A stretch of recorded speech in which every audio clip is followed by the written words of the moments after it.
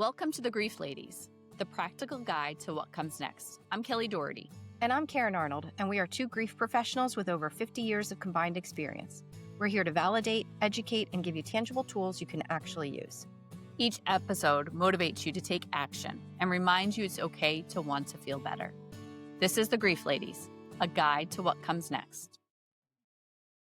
Hi, everybody, and welcome back to our podcast. I'm Karyn here today with Kelly and our very special guest, Amanda, who I will be introducing shortly. But today we're excited because we are focusing on the letter E of our grief framework. And this one's a important one, pretty complex. We're going to be talking about some of the very layered and kind of nuances part of the grieving process. And we're going to be talking about, the evolving and what that really looks like and what that can mean. So I have Amanda McKoy Flanagan to help us talk about some of these things. And I'm going to read your bio, Amanda, just to give everybody an idea a little bit about what you're bringing to us here today. So a native New Yorker turned Coloradan, Amanda McKoy Flanagan masterfully combines urban insights with a nature-inspired philosophy in her approach to love and loss. Certified intuitive loss and empowerment coach, writing coach, energy healer, and motivational speaker, Amanda is the author of the award-winning inspirational memoir, Trust Yourself to Be All In, Safe to Love and Let Go, and host of the Soul Rising podcast. Empowering individuals to navigate life's toughest transitions with clarity, healing, and creative expression, Amanda focuses on holistic wellness, guiding clients toward emotional and spiritual recovery by releasing trauma and regaining balance. Offering a transformative approach to living fully, Amanda provides actionable insights for overcoming challenges by embracing the power of one's own inner wisdom, natural resilience, and capacity for change, which is so much of what Kelly and I are also talking about here too. So Amanda, thank you and welcome today. Hi, ladies. Thank you so much for having me. Well, we're really excited to have you, Amanda. And so I think before we kind of dive into our evolving topic, I would love for you to maybe just kind of tell us a little bit about your own grief experience. Yeah, so my grief probably started at birth. I mean, I actually believe that my first loss was when I was separated from the divine. I believe in the afterlife. I believe that the abundant joy and peace that is in across the veil. And I think that when I came in, I probably sensed that. Maybe that's what all the crying is about in the delivery room. I don't know. Maybe babies are like, no, I want to go back. But so I don't know. I grew up. I had like a pretty, normal childhood. I think there's some generational dysfunction. I mean, that's kind of what my book is about. Is sort of looking at honestly healing this generational dysfunction that kind of taught me to like always keep a little bit of distance and never get like too close because I'm going to get hurt. And I think just in that, like, taught me to not really have full wholehearted connections with people. And I think there's just inherent loss in that just to begin with. But my physical losses probably, I mean, grandparents when I was in high school, but the one that really affected me, the first one, was the death of my boyfriend when I was sober 8 months. He was also sober 8 months. And I had been told that he had diabetes, and I had been told that he died in a diabetic coma. I found out years later he actually relapsed, and that I'm sure put him into a diabetic coma. So I'm sure both are true. Again, I was 8 months sober, and I hit like my first emotional bottom in sobriety. I've been sober 19 years, and I've hit like 3 major bottoms, and they were all around grief. So I never dealt with Mike's death, and I met my husband after that, and everything was great for a while. We had kids. We moved out to Colorado. I'm from New York, like you said. We got hit with Hurricane Sandy. You know that. So when I talk about grief, I like to use the word loss because I think when we say grief, people think it's the death of a person or pet or maybe a divorce. Maybe people might think there's grief attached to that. But when you're lost, all these other things, right? So Hurricane Sandy was that loss of like security, right? And then we moved out to Colorado, and then I suffered a major loss of identity, and that was my second emotional bottom. And I always say we moved, and that's when everybody started dying. So I lost 5 close family members within 3 years. So I moved out here, and I was already suffering. I was really maladjusted. I probably have an adjustment disorder to some degree. And my aunt died, and then about a year later, my mom's first cousin died, and then a year after that, when my aunt died that same year, and then her daughter, who was my closest cousin, died a year after that, and then 4 months later, my brother. Oh. So it was interesting because it was kind of all like more and more and more intense in terms of the closeness of the relationships, but yet I didn't deal with any of the grief. To be honest, I really didn't even know like what grief was. Like never really, when my grandparents died, there was never any talking to us about like how we felt, what we were feeling. She died when I was 12. My mother got breast cancer when I was 16. Um, and nobody talked to us about the fact that our mother could die, right? Like we were kind of like on our own. When I say we, me and my older brother, Jeremy, who passed away. And that's kind of when we started, both of us, getting into drugs and alcohol pretty heavy. So I think just that fear of loss is powerful in and of Yes. itself. Then when Jeremy died, he died from an overdose. My cousin 4 months before him from an overdose as well. Jeremy, I couldn't like stuff it down, even though I didn't know I was doing that consciously. I mean, I obviously was, because I wasn't like crying, like I wasn't talking about it. It kind of just was like, okay, just keep moving. I mean, Mike, I felt, but I didn't process. I didn't go to therapy. Like 5 months later, I met my now husband, and it was just like, okay, I'm moving on, right? That's just what I thought you did. You just moved on. So Jeremy dies, and that was he's my main loss, where just totally blew the lid off of anything that I was like, my belief system, everything that I lived with believing, especially about love and loss, which is why that's the title of my book, Safe to Love and Let Go. Um, I it was just, everything was flipped upside down. I almost got a divorce. I thought I didn't love my husband. He's 12 years older than me. He's a 9/11 first responder. Is chronically ill with respiratory illness. So my brain, in an effort to protect me, told me, "You don't love him, and we're just going to grieve him now because he's next." So my "I don't love you," I say it all the time. My "I love you" was really my "I don't love you" was really "I'm afraid you're going to die."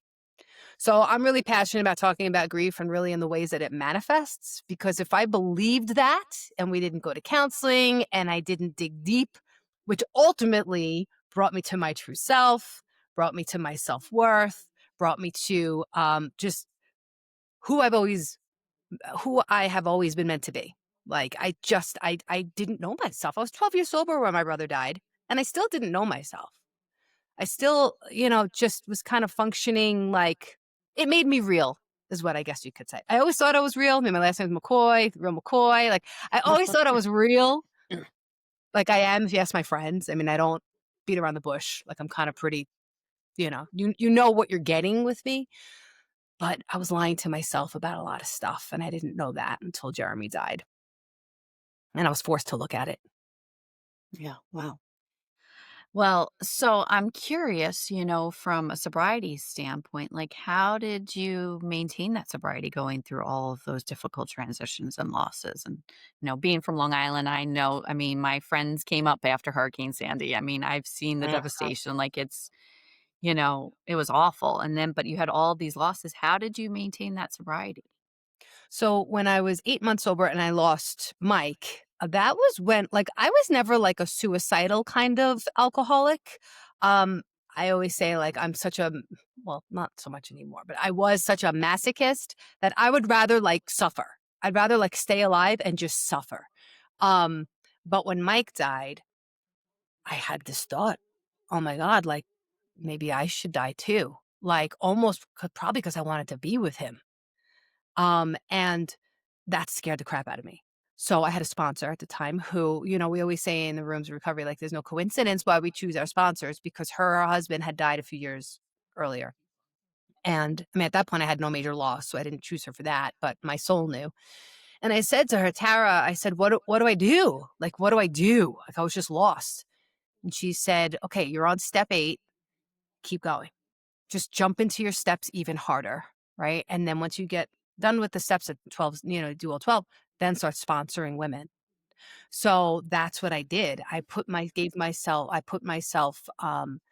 just in the middle of the herd. We say in recovery, like, you want to be in the middle of the herd, because if you're on the outside, that's where you get picked off, right? Oh, So I put myself in the middle. I started sponsoring women. I was of service. I'm a big action service type of um person in recovery. I talk about that a lot. And that helped me. And then moving out to Colorado and having that like major breakdown with that loss of identity, I founded the Castle Rock Clubhouse, actually. So it's a 501(c)(3) nonprofit that is basically a location. It's a meeting space for 12-step recovery groups. And because I knew that, like, I had to give myself a job. Like, I heard somebody talking about it, like, oh yeah, we tried to do that. And I was like, what? Clubhouse? And I really was very disconnected from from AA here, because in Colorado, because it was so different from New York. And it needed, there were too many people here, and they were functioning as like small town. So it needed more. So founded this clubhouse with 6 other people. We created a board. We did all that. And I just focused on that for like 3 years, right? But then all these deaths were happening, but I was still focused on being of service. I was praying. I was meditating. I was just working my program. And then Jeremy died. And, after he died, I wrote a book.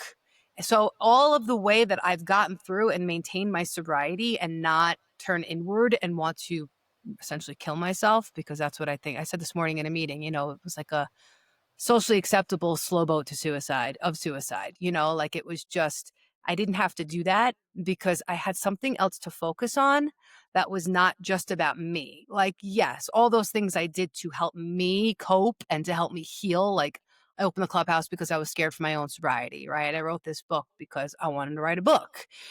But really, underneath all of that is also to help other people. So I think when I don't just focus on what I'm getting, like, that's good, and I need to as well to be healthy, but, like, what am I giving? What it's about what I'm getting and what I'm giving, and that's helped me through every major tragedy. It's focusing on others. wow. Yeah, That's absolutely. quite an inspiration. Yeah, Yep. absolutely. And it's so important, in smaller ways and bigger ways. But I say to people, sometimes we just need to get out of our own space and out of our own head, in order to be able to work through our toughest times. And I think sometimes we may find ourselves being challenged interacting with other people and kind of pulling away, but ultimately it can be so helpful, especially if it feels like it's giving us something to be directing our energy into. Mhm. um, Amanda, Kelly and I had talked about this a little bit, the fact that, both of us have worked with people who are grieving, who are in recovery, who have gone through, different types of programs, maybe to help them through some of that and continue to try and do that as they're grieving. But we also were talking about the different types of sort of self-medicating, self-soothing things that we may do, and how it becomes broader, that maybe we don't always even realize we're doing it, but sometimes if we're doing it with food, having all the Amazon packages just coming to our front door, those things are kind of like that quick hit to make us feel better, because we're really trying to just address our short-term discomfort as opposed to thinking about what's going to be better for us in the longer term. And it's really difficult to do when you've had so much going on. Mhm. So, how do you help people through this, like through your work? What are Mhm. some of the specific things that you're talking to people about, and how are you working with them through this? Well, all those over shopping, the getting lost in Netflix, the gambling. Gambling is like such a big deal now, and like people aren't talking about it. Anything that's an escape, you Mm. know, y- it, it's an addiction. That's why we have all these different groups that meet at the clubhouse. We don't have Shoppers Anonymous yet, but we probably should. What people are doing is seeking that dopamine hit, right? Over and over. Every time you press add to cart and check out and, whatever, you're getting a hit. And then it shows up on the doorstep, you're getting a hit. So really, addicts and alcoholics, a lot of us are born with 40% less dopamine. So, and I don't think a lot of people know that. So we're really just seeking the dopamine is what we're doing because we feel depressed, right? And then when we're in grief and we're grieving, we're depressed. Sure. So we're just looking for something to make us feel better. So, what I would suggest, number one is connection. Number one is just connection. We get this same dopamine hit through conversations, through talking about meaningful things, or just BSing, like whatever it is. Like it doesn't always have to be deep and meaningful. Just connecting with other humans is number one. Exercise. I'm a runner. I have to run for my mental health, for my physical health, for to continue to like how I look. I don't think that some people are like, oh, you should be exercising not to look, be skinny or, but for your health. I think you can do it for both. If you want to look good, it's not wrong with looking good, but like, doing these things that like are going to give you that natural dopamine hit instead of seeking these other self-destructive things. They're just ways that we're hurting ourselves. So it's like this insidious, like unconscious, masochistic behavior that is very socially acceptable. And, right, you can get into debt. It can cause problems in your relationships, the shopping specifically, or the gambling, right? Like anything, anything you're doing to extreme, right? Eating too much, having too much sex, whatever it is that's going to extreme, that's a problem. That's a problem. My mother always said everything in moderation. I don't know about not about everything. I mean, I probably wouldn't smoke crack in moderation, but every like in life, you know, listeners, if you're, get honest with yourself. Am I doing this to excess? What am I running from? What am I running? And how can I like face myself?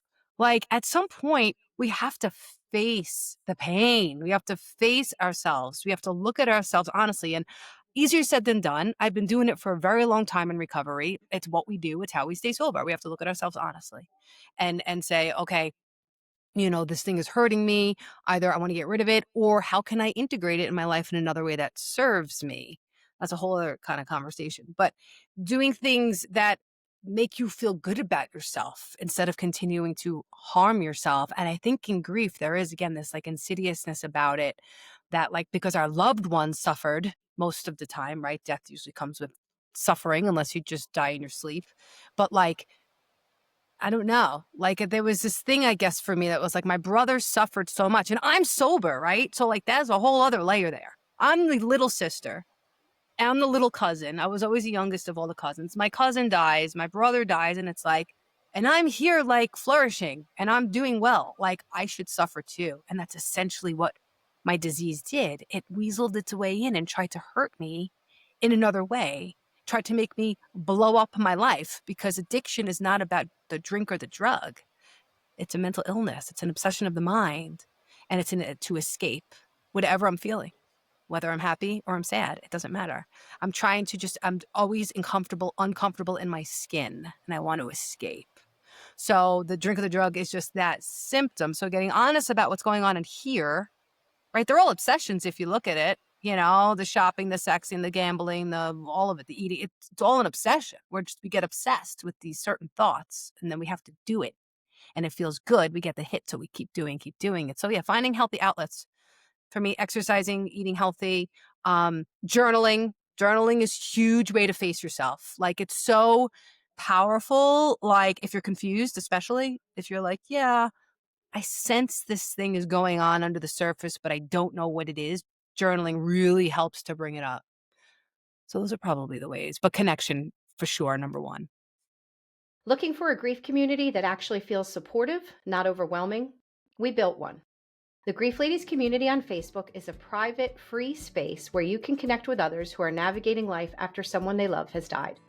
Inside, you'll find weekly prompts, practical tools, conversations that feel real, not sugar-coated, and a place where your person is honored. If you want steady support and a community that understands what your days look like right now, come join us. Search the Grief Ladies community on Facebook or tap the link in our bio. Yeah. That's huge. My dad was an alcoholic, and after my mom died when I was 14 of breast cancer, and his drinking got even worse, obviously trying to cope with my mom's death and being a father, which up until that point he was just kind of the breadwinner of the family. He wasn't really the a father. Um and I threatened to run away. I wrote him a letter and threatened to run away if he didn't stop drinking. And he stopped drinking, and he finally joined AA 2 years later because of a neighbor that was Mm, in the program, that was a sponsor, and because of that connection, going mm. back to that connection piece, right? He had that connection with Mrs. Bannicky, and she got him into AA. And my dad died this past November, and he was shy of being 30 years sober Amazing. and 28 years in the program. And, I know that I would have never had the relationship I got to have with my dad over the past 30 years if my dad hadn't gotten sober, you Definitely. It's know? such a gift. It's not just a gift for us, it's for the whole family. This is a family disease. That's why they have Al-Anon, Mhm. Alateen, right? It Exactly. affects everybody. And even if there are people in the family that don't have the addiction, the drinking and the drugging piece, there are isms that kind of you could see if there's Mhm. people in your family that don't actually like Uncle Joe drinks, but my mom doesn't, but my mom is irritable, restless, and discontent and kind of nasty. That's, that's it. That's it right there. Yep. Even if it doesn't manifest in a drink or a drug, and mom is probably doing something in another, right? Another addiction in Mhm. another way. So yeah, it's a Yeah. family disease. And when people heal, ripples out. I'm happy for you that you got those years with him. It's I huge. am too. I'm very glad. And we had an amazing memorial service with his AA community back in January. And that was like the best thing we could have ever done to hear those stories from his family and friends that he made down in Florida, and it was beautiful. But That's I great. know also one of the things that I hear a lot of times happen with my clients is they do turn to, alcohol or drugs to kind of cope. And also sometimes as a way to stay connected to their loved one. Right? Mhm. Oh, well, I used to, they Yeah. used to drink that Manhattan, so I'm gonna have a Manhattan every night, and one Manhattan turns into 2, into 3, into 4. So, what are some of the things that you would say to somebody that's grieving that's maybe starting to dip their toe into things that aren't the healthiest for them, that it's starting to become a problem?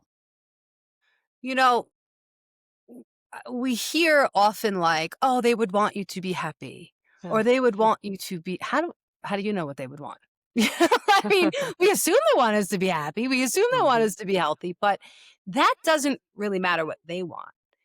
It's you believing that you deserve to be happy, that you deserve to be healthy, that you don't have to escape and hurt yourself, because even if people don't drink alcoholically, and I'm not like "Oh, I hate alcohol, listen, whatever, drink if you wanna drink," but, like, essentially it's poison. You can't deny that. It's ethyl alcohol. Like, it's poison in your system, right? So, just getting honest about why you're doing that, and that, like, it's not gonna bring them back. Like, that is not there are other ways that you can feel closer, because essentially it's not real. Like, you're gonna drink and you're gonna get buzzed or drunk, you're gonna get in some headspace where you might feel closer. Like, I totally get that. Like, I definitely like, I used to feel like closer to spirit, like if I was drunk, but now I'm also energy healer. Like I'm a medium, like I do all this stuff. Like I'm much closer to spirit now because Jeremy died. He, I believe, is giving me this gift. So try to connect with them in another way, instead of ways that are in a real way, in a authentic way where you can really truly feel that bonds, that continuing bonds we talk about, right? That you can really continue that bond in a way that you're not hurting yourself. I remember this quick story. I was it was Jeremy's funeral, or the day before his funeral, or the day before his wake, and I was in Long Island, and my mom lives in Freeport, and I was staying with her, and um, I. By myself, I had to go, pick up the photos from CVS to make the board. I had to go pick up his suit at the dry cleaners. I had to, do all this stuff to prepare. And I was by myself, and I was driving my mom's car, and it was raining. It was just like a gloomy, depressing, dark day. And I'm in the parking lot at CVS, and I realized that the bar that Jeremy used to work at and that we drank at together was like 3 blocks down the road. And the thought occurred to me, if I go there and drink, I'll feel closer to him, right? Because that's what we did together. And I was like, wait, what? Like, no, like, again, I'm 12 years sober at this point. I'm like, no, you don't drink, Amanda. Like, you don't drink no matter what. Like, you don't drink. But I contemplated it, and I haven't contemplated drinking many times. I've been very, very, very blessed. When I stopped drinking, the obsession was lifted very, very quickly, and I have not even white knuckled. Some people think like addiction every day, we're like waking up and it's like this fight. Like, no, if you're still white knuckling alcohol after a certain amount of time in recovery, you need to look at your program and your connection with something greater, in my opinion. But anyway, I said, okay, what have I been taught to do? Muscle memory. That's why we do what we do, because when we're in those danger zones, well, I knew instinctively, get in touch with somebody. Get in touch with somebody. And I put on a song, Pearl Jam is mine and my brother's band. His name was Jeremy, but I went to our first concert together and all this stuff. And we would like send videos back and forth to each other. The last video I actually sent him while he was alive was a little clip of an Eddie Vedder doing a cover called "It's Okay," and the lyric was "It's okay, I love you anyway." And it was just like my telling him, like, you're a junkie at this point. Like, let's just call a spade, but I love you anyway, and that it's okay. And you go wherever you need to go. And I knew he was going to die and all that. But I put on a Pearl Jam song and I just cried and I felt closer to him that way. Right. So, like, other things that you used to do with your person, think of those things and do them. And you might feel closer to them. And then I was inspired I think I texted somebody. I don't think I actually picked up the phone. I'm not going to give myself that much credit. I think I actually texted somebody and then they got back to me, and then we probably got on the phone. But like, yeah, those moments can come, especially if you're listening to this and you're in recovery. Just try and seek out other ways that you can feel close to your person that's actually real. Yeah. Well, and that's the thing, because we're talking to people about, healing, moving forward, trying to move through the grief and into what comes next. And it's scary to do that if we think we're leaving our loved one behind. Yes. If we think it means having to be here without them or losing that connection. So we can be sort of hesitant to do that, I think, sometimes, because we don't like the idea. I think Kelly and I are always very careful with our language too. Like, even if you say moving on, that could feel very different than moving forward. So, being mindful of that. But a word that you used, Amanda, I think, was the idea of deserve. Mm, And, I've said this before, I think, when we are grieving the loss of a loved one, we are feeling deprived. We feel that we have been cheated or shortchanged, or we feel like something has been taken from us, this person, our life, our future, all of the things that we, love and anticipated we would have. And so I think sometimes that can also be a way to sort of slide into some of these habits that don't serve people, is because they feel like, too often we hold up like good eating and exercise and not drinking and all of that as like things that you have to be disciplined and that you have to be strong, to not do these things. And so when you have a really big loss, it's like, well, who cares? I deserve this. I deserve to, if I have one extra glass of wine, or if I want to eat a little bit more, if I want to buy myself something, or just not care. I mean, that's the thing. The interest in taking care of ourselves mm, wanes considerably, I think, for some people. Their why has changed, and so whether it's a habit that they were already mindful of and trying to work through, or if it's things that have started after their loved one has passed, I just think that idea of what people deserve. And I have a friend who's a health coach, and we were kind of talking about, eating and dieting. And I said, sometimes I just feel like I deserve to just kind of eat what I feel like eating. And I just don't feel like dealing with all this. And she said to me really simply, she goes, what you deserve is to feel better.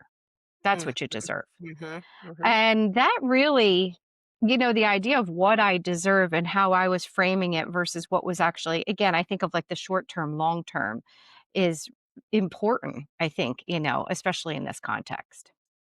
I also think, like, if you wanna eat the extra piece of cake or have the extra glass of wine, like, that's okay if you're not Sure. It's not continuing that right. and not Right. becoming a problem. That's where you Right. gotta be honest with yourself and say, "I'm allowed to indulge here and there. Yeah, I'm having a really rough day. Maybe I want a bowl of ice cream." Like, that's okay, right? Like, we don't have to hold ourselves up to this, like, crazy standard. Sure. But, yes, what you were saying, it's like when it gets to a point where we're hurting ourselves, Yeah. that's when it needs to be, I think, addressed. Yeah, absolutely. And I think the way we know that, and there's probably different ways, maybe family mentions it or shows a concern, but I know a lot of times people come to me and they just say something needs to change. This just isn't working. I've gained 30 pounds since I lost my loved one, or I've completely gotten away from some really good habits that I had, and we start to know. Um, and it's a good time, to be implementing that. And I think that's part of what we're trying to help people do here, along the way. Before we jump back into the episode, we want to share something that's really close to both of us. The Grief Experience, Tools for Acceptance, Resilience, and Connection, is not only a powerful book, it's actually how we met. We were two of the 25 authors who came together to write this collection. Each chapter offers a personal story about grief, different relationships, different circumstances, different ways people try to make sense of life after someone they love died. Readers tell us these stories feel honest, compelling, and surprisingly reassuring. Many say it helped them feel less alone in what they're carrying. What makes this book unique is that it doesn't stop at the story. Each chapter ends with a practical tool, something the reader can use right away. One reviewer said the suggestions at the end of the chapter became a lifeline when they weren't sure what to do next. If you're looking for grounded support, or you're a therapist wanting to understand better the reality of grief from many angles, this book offers connection, clarity, and real guidance, not cliches. You can find The Grief Experience on Amazon, and we'd love to get your feedback.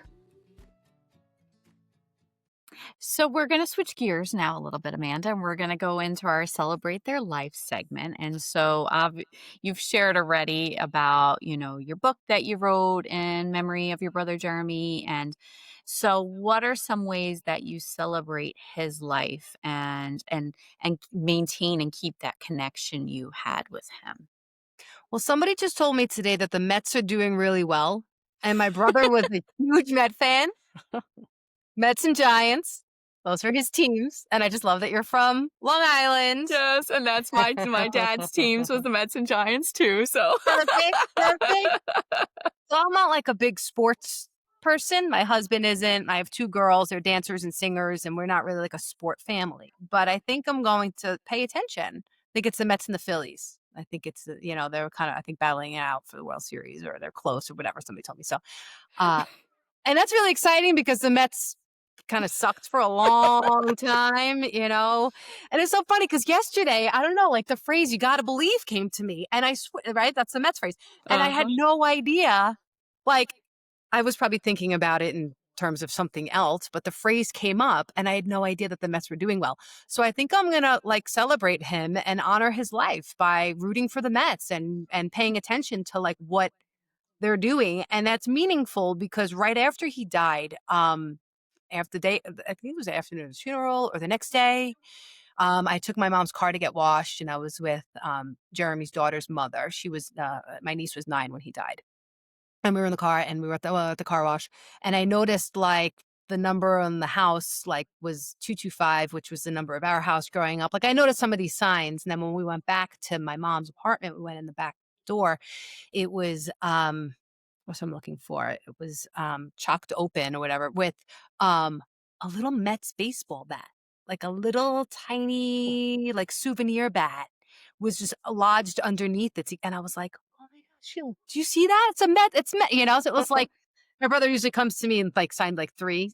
So that was like the third one. So yeah, that's just kind of coming to me now that I think I'm just gonna celebrate his life and honor his life, and I feel him now being like, "Yeah, yeah, Amanda, like, do that for me," like, I feel him with me all the time. So, I'll turn on the Mets, he can watch the Mets, we can watch it together, and, Yeah, I mean, music. I listen to music all the time, the Pearl Jam, right? I talked about a bunch of things. And, his ashes are in the ocean.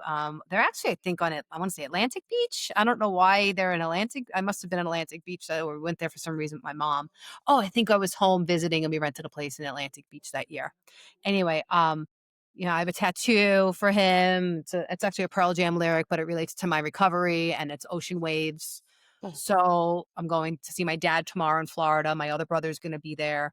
So, when I'm at the ocean, I'll just give him a little nod, he comes to me as a crow. Whenever I see crows, I acknowledge him and I don't forget him. Like, I keep him with me, and not just his memory. I keep his memory, but I believe he's still alive in spirit. So I keep him with me all the time. And I think that's how I celebrate him. I love that. Thank you very much. That's beautiful.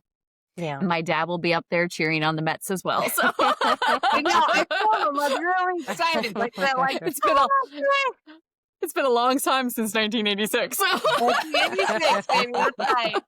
Oh my gosh. That's great.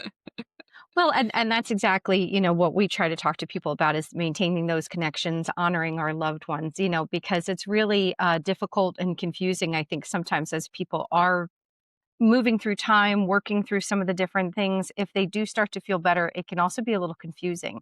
It feels strange, to be here and participating and to have good things happen. And so, we become almost scared sometimes of like doing okay. So that's why the continuing bonds, the connections, and we always talk about the roadmaps and the things that we can be trying to help people with, but those individual things are so personal, but there's just so many of them for everybody, so you do the ones that fit for you, that work for you. They can change, they can evolve, but they really just do make that connection feel very real, which is awesome. So Amanda, before we close out, I know there's a couple of things we want to ask you about how people can find you, but we do like to send people away with like an actionable step, like one thing that they could really try this week, as they are, evolving and working through some of the complex emotions of grieving. What's the suggestion you have for an action step for everybody this week? Call somebody. Call somebody, reach out to somebody, and don't talk about yourself for the first 5-10 minutes. Be there for somebody else. So yes, it's important to share. And then at some point the conversation, they'll say, how are you? Conversation will turn back to you. And I'm not saying don't talk about myself at all, but try to be more giving of yourself and compassionate, practice some compassion. And then once you start talking about yourself, have some compassion for yourself as well. I'm really big on self-compassion, taking care of yourself that way. So yeah, just share, just talk, but listen first. Listen first. And it'll make you feel make you feel good about yourself after that you gave somebody that gift of your time and your attention. Yeah. That's perfect. It's great. And it's something everybody can do, everybody can try, identify who that person is and reach out. I think sometimes we're hoping that people are going to be reaching out to us.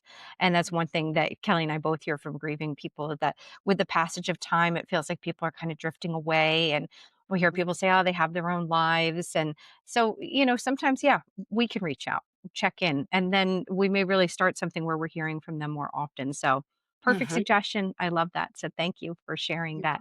Amanda, if people want to get in touch with you, what's the best way they can do that? So I'm everywhere, just at my name, Amanda McKoy Flanagan. Well, everywhere. Just I do Facebook and Instagram, and my website is amandamckoyflanagan.com. I have a whole bunch of events going on. I do some virtual stuff like journaling, grief journaling workshops, and I do in-person retreats here in Colorado. And my podcast on YouTube, Apple, and Spotify. That's called Soul Rising. If you go to my website, you'll be able to get everywhere else from there. Okay, great. And you do have a beautiful website. I was actually on it. So there's a Oh, lot of good thank you. information on there. Thank Yeah, you. great. Cool. All right. Well, thanks for listening. And we will be back next week with our next letter, which is F and finding. So thanks for listening. And thanks so much, Amanda, for being here today. For Thanks, having me. Amanda. Bye. Thanks for joining us on the Grief Ladies. Don't wait to feel better to get started. Getting started is what makes you feel better. Put this week's tool to work. If today's episode helped, share it with someone who needs it and leave us a review. We'd love to hear from you. And remember, we're here for you, your trusted grief ladies, navigating this path together.